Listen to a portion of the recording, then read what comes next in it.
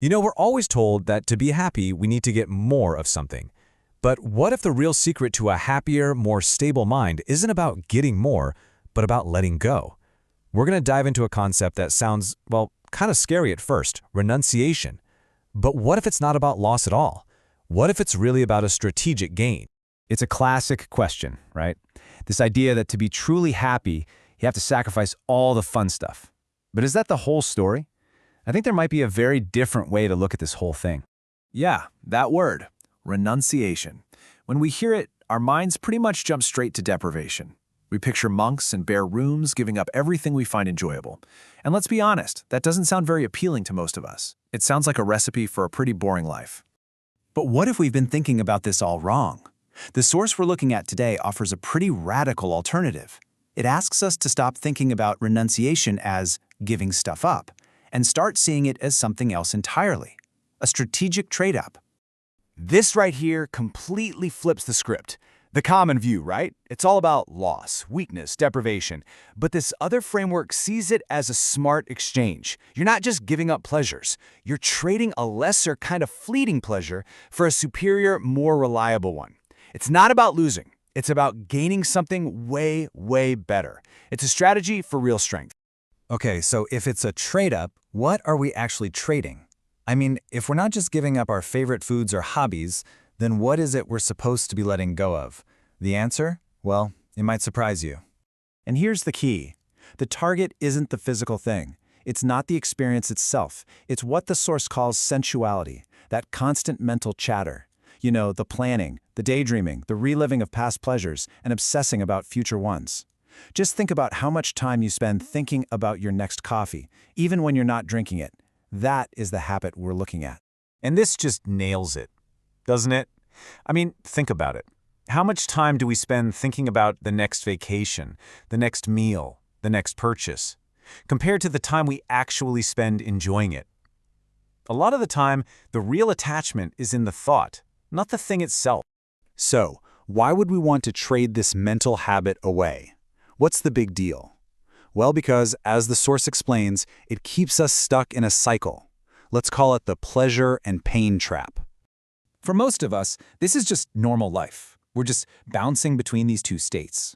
We feel a little bit of lack or discomfort, so we look for a pleasure to make it go away. The pleasure comes, it feels good for a bit, but then it fades, and we're right back where we started, looking for the next fix. It's an absolutely endless cycle. I absolutely love this analogy from the source material. It is so vivid. It tells us that sensual pleasure and pain are just two ends of the very same snake. You can grab onto the pleasure, that's the tail, but because they're connected, the pain, the head with the teeth, is never far away. It can always swing back around and bite you. And here's that cycle, laid out so clearly. It starts with that familiar feeling of lack, which drives us to seek some external, sensual pleasure. That pleasure gives us temporary relief, but it's fleeting. It's designed to be. And once it fades, we're right back at square one, feeling that same lack or pain all over again. It is a treadmill we just can't seem to get off of. The source uses another really powerful image for this. A dog that's just chewing and chewing on a bone with no meat left on it. There's a lot of effort, right? A lot of gnawing, but there's no real substance, no actual nourishment. And that's exactly what it's like to rely only on fleeting pleasures for our happiness. So, if we trade away our fascination with these bare bones, what do we get in return? The source tells us we get access to something called a blameless happiness, a totally different kind of pleasure. This right here is the prize in the trade-up. By letting go of all those distracting thoughts, especially in practices like meditation, the mind can settle into this state of deep concentration called jhāna. And this isn't some dull, empty state. It's filled with its own profound sense of rapture, ease, and inner balance. It's a happiness that comes from inside you, not from something you have to go out and get. So the crucial point is, look at the qualities of this kind of happiness. It's blameless. It doesn't cause harm to you or to others. It's independent. You don't need anything outside yourself to access it. It provides real nourishment for the mind, allowing it to finally, truly rest.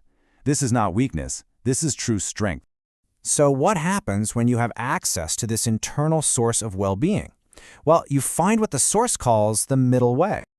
This is the ultimate payoff. This is the real game changer. When you're not desperately running away from pain towards the next pleasure, you can actually stand in the middle and just observe both of them. You're no longer a puppet being pulled by attraction on one side and aversion on the other. You are in control. You can see things clearly without getting swept away. And this quote just sums it all up perfectly. The entire practice is a strategic decision. It's about being smart with your own happiness. It's a trade from something shaky and unreliable to something stable, independent, and completely safe. So, to leave you with a thought, this doesn't have to be some huge, life-altering act. It can start small. What's one small, turbulent pleasure in your life? Maybe it's just a mental habit of obsessive planning or worry that you could experiment with letting go of in order to trade up for a deeper, more reliable sense of peace. It's a trade that might just change your life.